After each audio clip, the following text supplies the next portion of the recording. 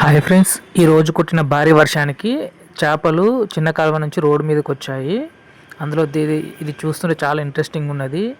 ఇది చెరువులో కలవడానికి రోడ్డు మీద నుంచి ప్రయాణం చేస్తుంది. దీన్ని చూస్తే చాలా బాగా అనిపించింది.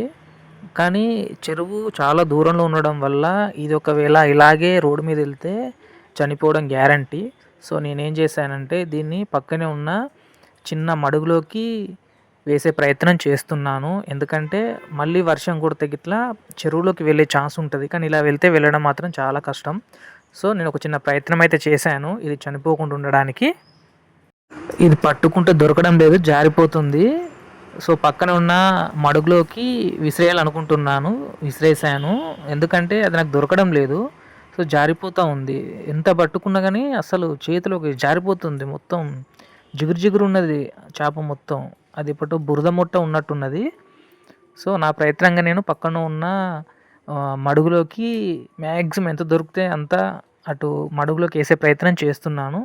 కొంచెం అయితే మడుగులోకి దూకేస్తుంది. అది చెట్లలో ఎంత దొరకకుండా దాక్కుందామని చూసినా కానీ పట్టుకొని అటు వేసే ప్రయత్నం చేస్తున్నాను. అమ్మయ్య, మొత్తానికి మడుగులో దూకేసింది. Please subscribe.